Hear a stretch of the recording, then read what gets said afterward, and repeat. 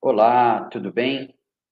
Meu nome é Messias, para quem não me conhece, e novamente estou gravando de estúdio a aula que aconteceu na última semana, porque possivelmente eu não apertei o botão do microfone para fazer a gravação.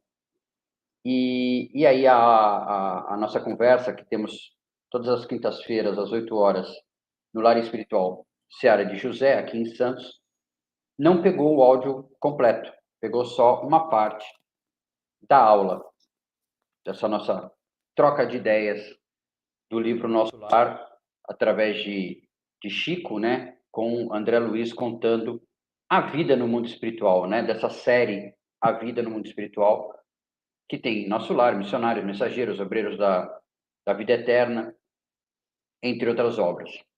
E hoje, como está aqui na capa, né, ao meu lado, capítulo 47, Volta de Laura, é o título desta nossa aula. E então, peço a todos que se inscrevam no canal, deixem o like, e se for de Santos e quiser acompanhar, apesar que nós já estamos no final, faltam mais 3 capítulos, mas se quiser, sejam muito bem-vindos. Todas as quintas-feiras, a partir das 19 horas, no Lar Espiritual Seara de José, nós temos o NED, que é o Núcleo de Educação da Doutrina Espírita, onde nós estamos tendo o curso básico, no ensino básico do Espiritismo, às 19 horas, e logo ao seguir, às 20 horas, nós estamos com nessa roda de conversa sobre o livro Nosso Lar, né, de André Luiz, relatando como foi essa chegada dele ao mundo espiritual. Então, sem mais delongas, vamos à aula que é o que importa. Vamos ao início da leitura. Não só minha mãe se preparava para regressar aos ciclos terrenos. Eu vou fazer um adendo aqui para quem tem acompanhado, ou quem ainda não acompanhou. No capítulo anterior, André Luiz relata a história da mãe dele, que se propôs a reencarnar para auxiliar o pai dele, que está nas zonas abissais. Foi, inclusive, um baque para o André Luiz, porque ele não queria, né, perder a mãe de vista, digamos assim. Mas vamos lá. Vamos a continuidade da leitura. É que eu acho que eu vou colocar. Eu acho que assim tá bom. Eu acho que assim dá para vocês acompanharem. Então vamos lá. Não só minha mãe se preparava para regressar aos ciclos terrenos, também a senhora Laura encontrava-se em vésperas do grande cometimento. Avisado por alguns companheiros, aderi à demonstração de simpatia e apreço que diversos funcionários, particularmente do auxílio e da regeneração, iam prestar à nobre matrona.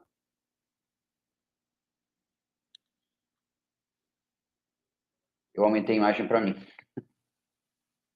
Por motivo de sua volta às experiências humanas, realizou-se a homenagem afetuosa na noite em que o Departamento de Contas lhe entregou a notificação do tempo global de serviço na colônia. Olha que interessante. Nós temos nas colônias um departamento de contabilidade que conta os nossos bônus hora, né?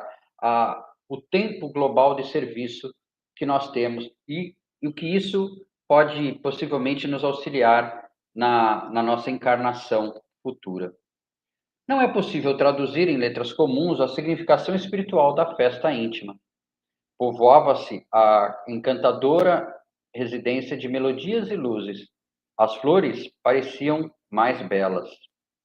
Numerosas famílias foram saudar a companheira, prestes a regressar. Os visitantes, na maioria, cumprimentavam-na carinhosos, ausentando-se sem maiores delongas. No entanto, os amigos mais íntimos lá permaneceram até alta noite. Tive, assim, ocasião de ouvir observações curiosas e sábias. A senhora Laura me pareceu mais circunspecta, mais grave. Notava-se-lhe o esforço para acompanhar a corrente de otimismo geral. Repleta a sala de estar, a genitora de Lísias explicava ao representante do departamento. Creio não me demorar mais que 2 dias. Terminaram as aplicações do serviço de preparação do esclarecimento.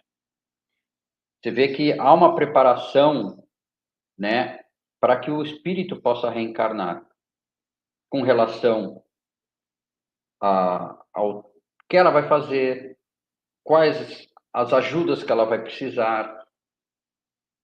Não é uma simplesmente, vamos reencarnar, quero reencarnar. E vem. Não, existe todo um processo, um preparo para tal. E com um olhar algo triste, concluía: como vê, estou pronta. O interlocutor tomou expressão de sincera fraternidade e apresentou, estimulando-a. Porque a dona Laura estava um pouco circunscrita, né? Um pouco, digamos, triste ou preocupada, não com a encarnação em si, mas sim com os riscos da encarnação. E nós vamos ver mais adiante. Então o interlocutor tomou expressão de sincera fraternidade e acrescentou, estimulando-a: espero, entretanto, que se encontre animada para a luta. É uma glória seguir para o mundo nas suas condições. Milhares e milhares de horas de serviço a seu favor, perante a comunidade de mais de 1 milhão de companheiros. Olha quanta gente tinha em nosso lar. 1 milhão de companheiros. Além disso, os filhinhos constituirão seu belo estímulo à retaguarda. Então não é fácil, hein? A reencarnação. A gente não pode achar que, tudo bem, eu não consegui fazer nessa, na próxima eu faço. Quando será a nossa próxima oportunidade? Tudo isso me reconforta, exclamou a dona da casa, sem disfarçar a preocupação íntima. Mas devemos compreender que a reencarnação é sempre uma tentativa de magna importância. Sim, e é. Reconheço que meu esposo me precedeu no enorme esforço e que os filhos amados serão meus amigos de todo instante. Contudo, o marido dela já tinha reencarnado, né? Faltava ela reencarnar para que eles se encontrassem. E se encontrassem, sei lá, quando? Depois de 20 anos encarnados, 25 anos encarnados, a gente não tem essa informação, porque você tem que passar por infância, juventude, amadurecimento. Você vê como o processo é longo. Ora essa, não se deixe levar por conjecturas, atalhou o ministro Genésio. Precisamos confiar na proteção divina e em nós mesmos. O manancial da providência é inesgotável. Sim, temos sempre que confiar na providência divina. Deus não nos abandona. É preciso quebrar os óculos escuros que nos apresentam a paisagem física como exílio amarguroso. Eu vou parafrasear um amigo que participa lá do curso, o Silvio, que tem comentários muito precisos, muito interessantes. E ele também ficou impressionado, ou achou interessante essa figura de linguagem, né? Quebrar os óculos escuros, né? Porque quando você coloca um óculos escuros, você não tem a visão completa ou perfeita do que está à frente, né? E nós, às vezes, colocamos esse óculos escuros achando que a paisagem física, ou seja, a encarnação aqui na Terra, é um exílio amarguroso, uma prisão de amargo sabor. E ele vai continuar explicando. Não pense em possibilidades de fracasso. Mentalize, sim, as possibilidades de êxito. Ou seja, que me chama a atenção, mesmo Dona Laura, um espírito com tamanha abnegação, com milhões de horas de bônus hora, com tanta gente vindo se despedir dela por respeito ao trabalho que a Dona Laura fez, mesmo assim ela era acometida de pensamentos de fracasso, pensamentos menos elevados. Então, que nós também tragamos isso para nós. Nós também temos que manter os nossos pensamentos elevados. Vamos continuar. Mentalize sim as probabilidades de êxito. Quantas vezes, desculpa ser um pouco prolixo, mas eu lembrei agora. Quantas vezes nós pensamos em alguma situação, nós sempre pensamos no lado negativo e nunca pensamos no lado positivo do que vai acontecer.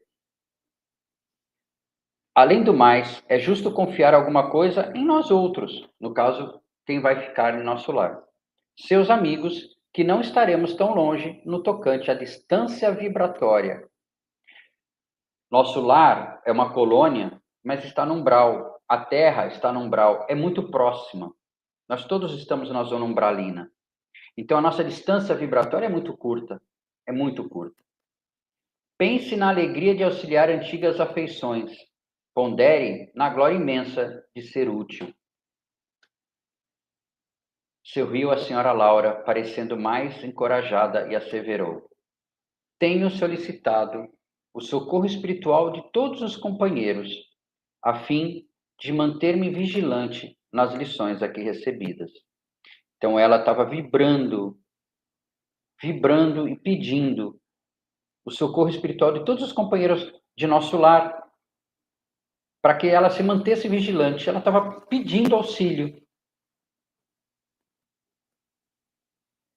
para que ela não falhasse nas lições recebidas em nosso lar, que ela colocaria à prova encarnada aqui na Terra. Bem sei que a Terra está cheia da grandeza divina. Basta recordar que o nosso Sol é o mesmo que alimenta os homens. No entanto, meu caro ministro, tenho receio daquele ouvido temporário em que nos precipitamos.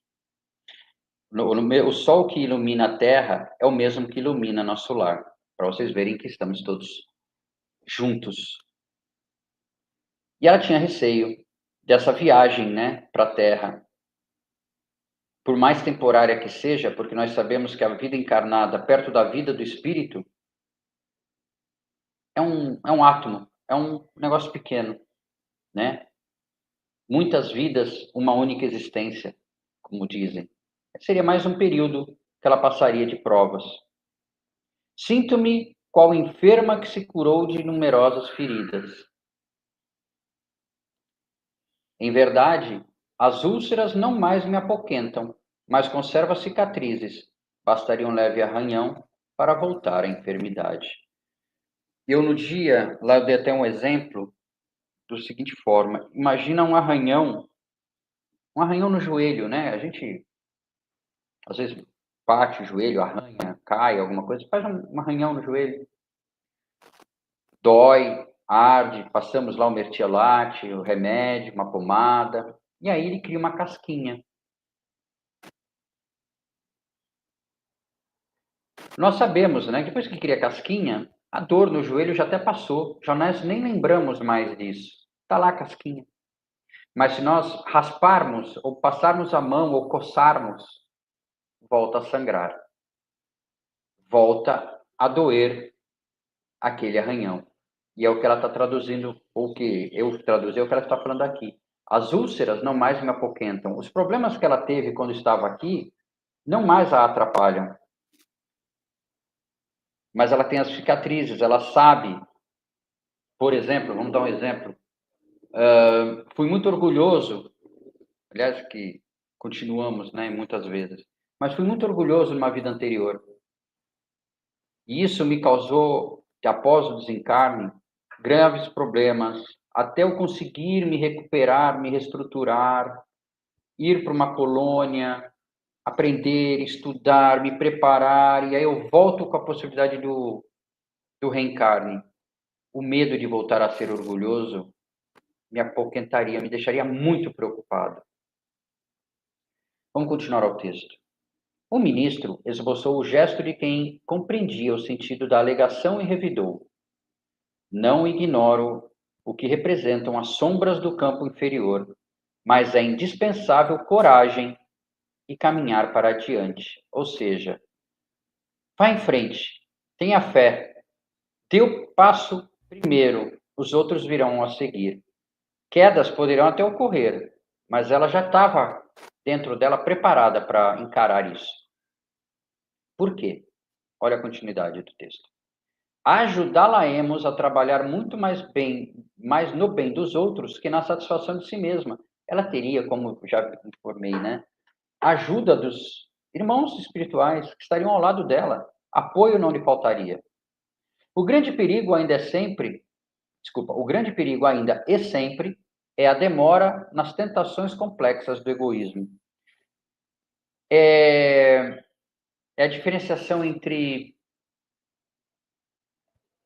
pensamento e sentimento. Eu posso ter um pensamento de raiva por alguma coisa em determinado momento, mas eu não devo ter um sentimento de raiva. Vocês entendem a nuance? Às vezes acontece, nós somos humanos, estamos, por exemplo, no trânsito é muito comum, você é fechado, acontece alguma coisa, você tem por aquele instante um pensamento de raiva, mas você não deve deixar esse pensamento de raiva se transformar num sentimento raivoso que você vai levar durante o dia por causa daquele acontecido.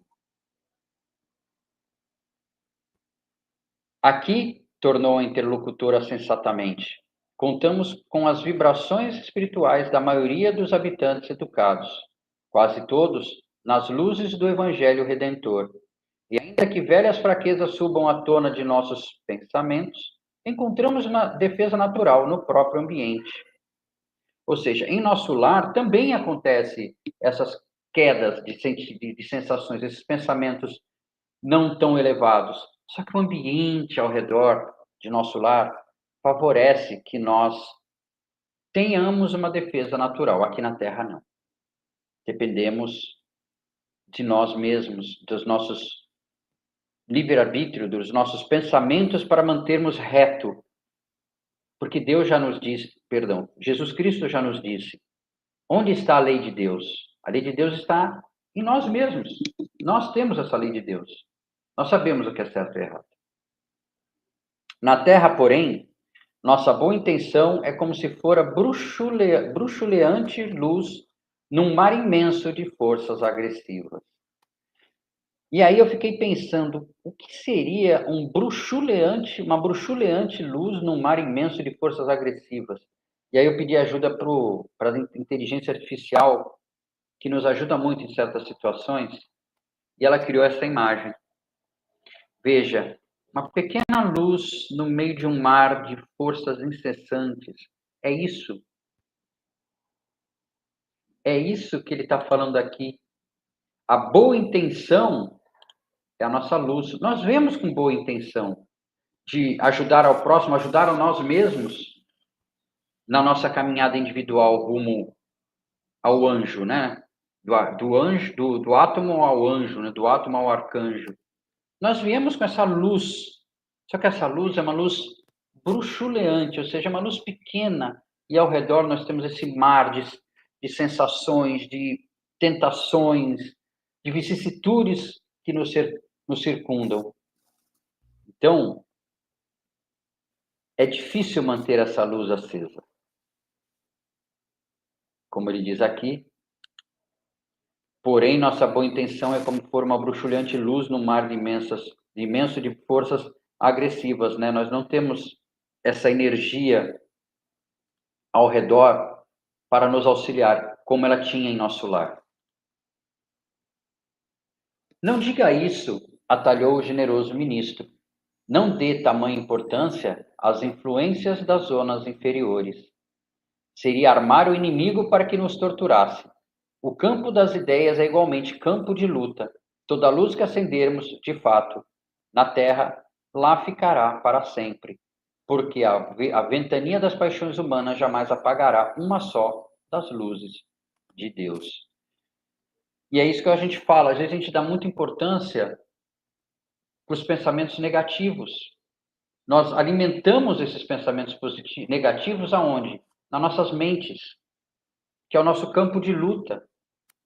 O campo das ideias, não o campo de ideias, né? O mundo das ideias, como falava Platão. Não, Platão, quando falava do mundo das ideias, era uma alusão já ao mundo espiritual.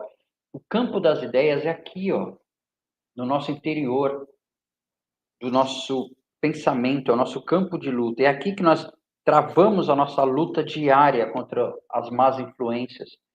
Porque se eu mantenho sempre um elevado pensamento, eu não vou ser açoitado por mais influências, eu não vou ter más influências ao meu redor. Eu vou estar sempre protegido, vou estar sempre com bons espíritos ao meu lado para me auxiliar. Mas é claro que isso não é de uma hora para outra. Não devemos nos cobrar. Nós estamos aqui para aprender. É óbvio que eu mesmo, durante o dia, às vezes tenho pensamentos não tão positivos, não tão gloriosos. Mas hoje, graças a Deus, eu já consigo, quando o pensamento vem, opa, não, isso não me pertence. Isso não é algo que faz, que me torna o que eu sou. Eu sou mais do que isso. Eu sou um filho de Deus. Eu sou um ser que está em constante evolução. Então, eu consigo parar de pensar nisso. Eu consigo pensar em outra coisa. Mudar a minha faixa vibratória para algo mais elevado.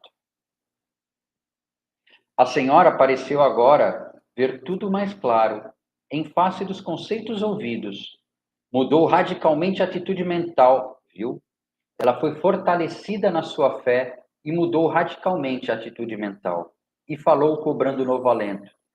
Estou convencida agora de que sua visita é providencial. Nada é por acaso. A visita do ministro Genésio tinha um objetivo.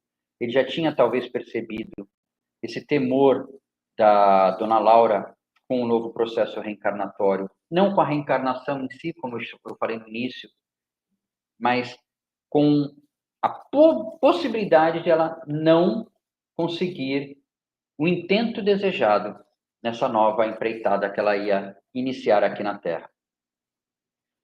Precisava levantar energias, faltava-me essa exortação. É verdade, nossa zona mental é campo de batalha incessante. É preciso aniquilar o mal e a treva dentro de nós mesmos, surpreendê-los no reduto a que se recolhem, sem lhes dar a importância que exigem. Só essa frase resumiria tudo que a gente precisa fazer enquanto encarnado. Nossa zona mental é campo de batalha incessante. É preciso aniquilar o mal e a treva dentro de nós mesmos, surpreendê-los no reduto a que se recolhem, sem lhes dar a importância que exigem. Perfeito, dona Laura. Perfeito. Sim, agora compreendo. Genésio sorriu satisfeito e acrescentou: dentro do nosso mundo individual, cada ideia é como se for uma entidade à parte. É necessário pensar nisso. Nutrindo os elementos do bem, progredirão eles para a nossa felicidade. Constituirão nossos exércitos de defesa. Todavia, alimentar quaisquer elementos do mal é construir base segura para os nossos inimigos verdugos. É tudo faixa vibratória. É tudo sempre manter um pensamento elevado. Não estou dizendo que é fácil, não é, mas a gente tem que devagarinho ir conseguindo mudar as nossas. Não tem aquela frase, você é o que come? Se nós precisamos ter uma alimentação mais saudável, porque precisamos manter o nosso organismo, nosso corpo saudável, por que não também melhorar o que assistimos, o que alimentamos o nosso cérebro? Por que continuar assistindo programas de baixa qualidade? Quando eu digo baixa qualidade, de baixo teor. Por que continuar vendo programas ou filmes que nos trazem sensações ruins? Por que assistir noticiários? Porque, às vezes, assistir o noticiário, não por causa do noticiário, nós temos que nos manter informados, mas, às vezes, a vibração do noticiário nos afeta e a gente acaba fazendo ou falando coisas que a gente não deveria. Eu não vou dar aqui exemplos, mas vocês sabem do que eu estou falando. A essa altura, o funcionário das contas observou: e não podemos esquecer que Laura volta à Terra com extraordinários créditos espirituais. Ainda hoje, o gabinete da governadoria forneceu uma nota ao Ministério do Auxílio. Olha a importância que a dona Laura tinha devido aos créditos, aos trabalhos que ela fez durante a estada dela em nosso lar. O próprio governador estava exortando, pedindo por ela, pedindo aos outros ministérios, no caso o Ministério do Auxílio, recomendações que facilitassem ao trabalho que a dona Laura ia exercer agora encarnada. recomendando aos cooperadores técnicos da reencarnação máximo cuidado no trato com os ascendentes biológicos que vão entrar em função para constituir o novo organismo de nossa irmã. Olha, a preocupação que eles tinham com os pais biológicos que iriam ser os pais da Laura aqui na Terra. A preocupação para que eles tivessem também condições de dar não só um organismo saudável para a Laura, para que ela pudesse exercer a reencarnação dela com êxito, mas talvez até que tivessem uma cultura evangélica, uma educação, que pudessem passar para a Laura essa cultura do evangelho, esses sentimentos de bondade, caridade e fraternidade para com o próximo. Olha a preocupação que o mundo espiritual teve para a reencarnação da Dona Laura. Tem até um capítulo no livro Missionários, que é a encarnação de Sigismundo. Quem tiver oportunidade, um dia, leia. Vocês verem o trabalho que é essa reencarnação. E o quanto foi complicado essa junção dos pais para que o Sigismundo pudesse reencarnar. Lá tem uma história de conflitos entre o pai e o Sigismundo, né? O espírito que seria o pai do Sigismundo, mas eu não vou dar spoiler, né? Quem quiser, tiver interesse, vai lá e procura a reencarnação de Sigismundo. Ah, é verdade, disse ela. Pedi essa providência para que não me encontre demasiadamente sujeita à lei da hereditariedade. Tenho tido grande preocupação relativa ao sangue, né? É isso que a gente acabou de relatar, para que ela tivesse uma família que também tivesse uma condição de dar esse encaminhamento evangélico para ela. Repare, aliás, isso que eu estou falando é o meu entendimento. Se alguém aí tiver um entendimento diferente, por favor, comente no chat. Tá? Isso aqui não é um quadro fechado, é o meu entendimento para a leitura. Tenho tido grande preocupação relativa ao sangue. Repare, disse o interlocutor solícito, que o seu mérito em nosso lar é bem grande, porquanto o próprio governador determinou medidas diretas. Não se preocupe, portanto, minha amiga, exclamou o ministro Genésio, sorridente. Terá ao seu lado inúmeros irmãos e companheiros a colaborarem no seu bem-estar. Graças a Deus, faltava-me ouvi-lo.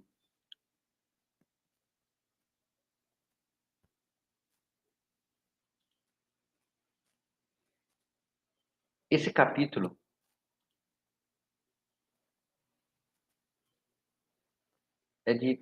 traz grandes reflexões. Mas ainda não acabou, vamos continuar. Lísias e as irmãs, às quais se unia agora a simpática e generosa Teresa, manifestaram alegria sincera.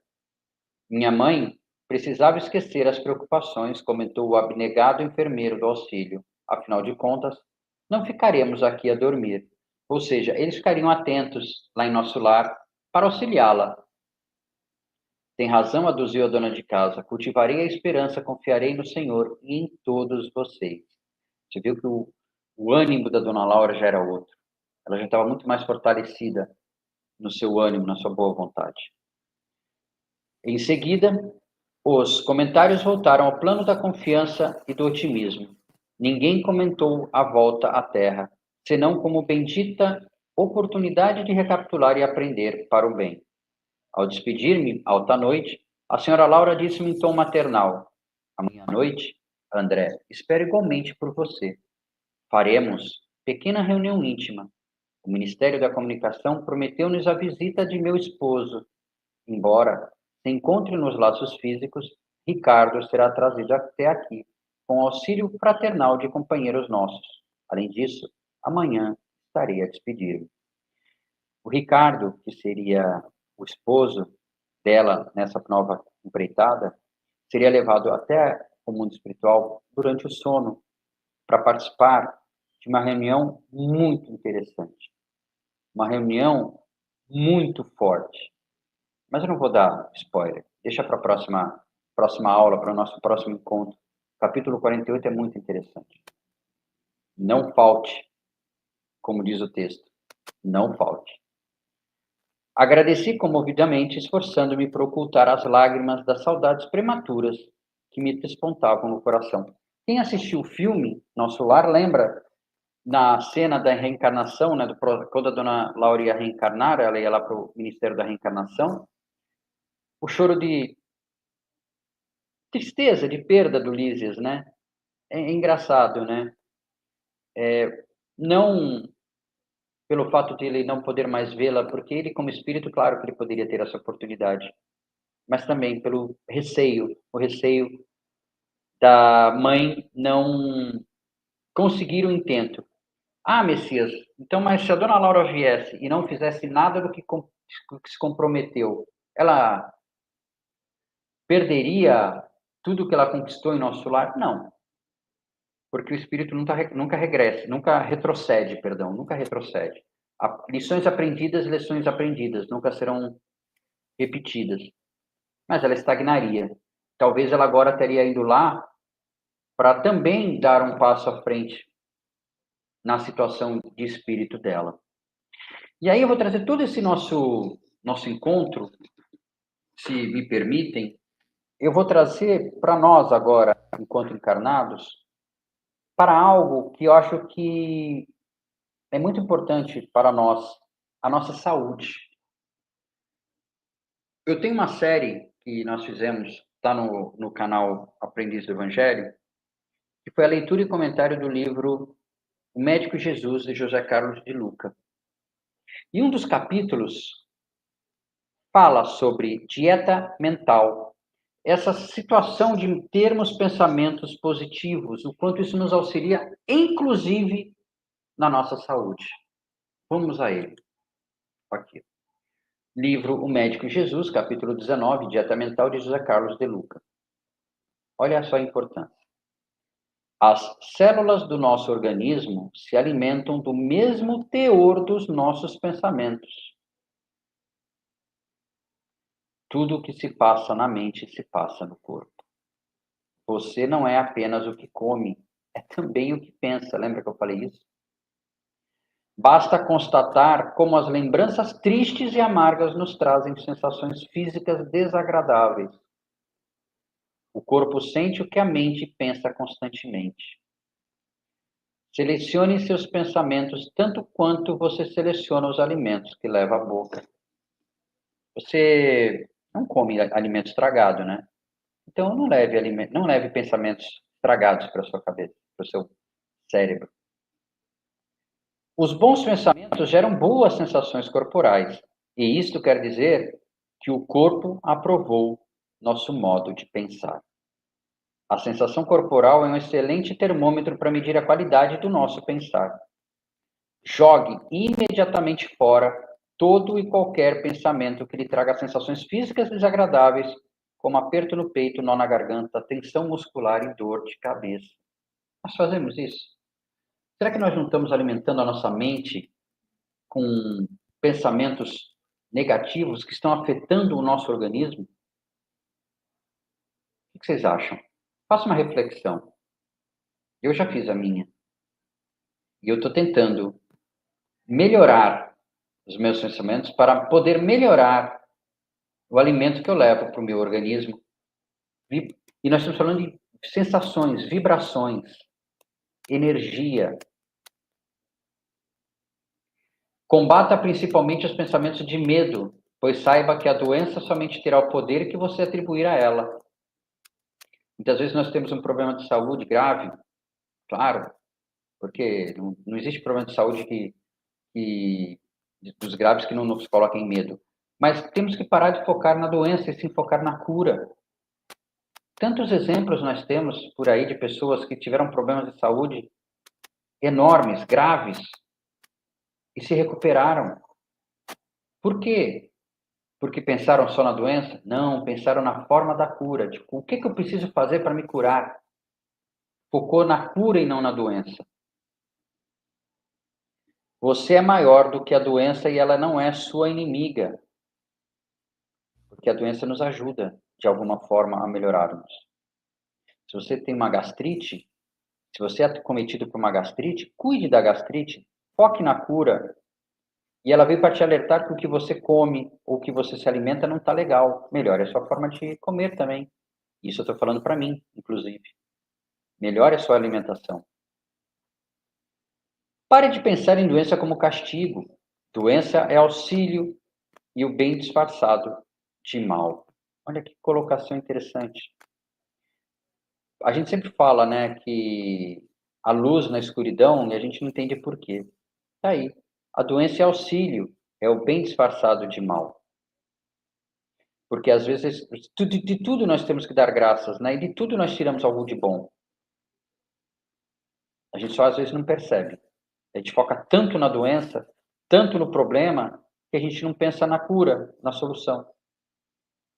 Conscientes disso, milhares de pessoas passaram a viver muito melhor depois que adoeceram, porque fizeram transformações positivas em suas vidas. José Carlos continua. Procure pensar naquilo que você deseja que aconteça em seu caminho. Por equívoco, geralmente dirigimos o nosso pensamento para as coisas que não desejamos em nossa vida, quando deveríamos ocorrer ao contrário. Pense naquilo que você quer e não no que você não quer. Se você quer uma vida saudável, pense que você mantenha o seu organismo saudável, mentalizando que você é saudável, mentalizando coisas boas, pensamentos elevados. Se quiser se curar, pense na saúde e não na enfermidade.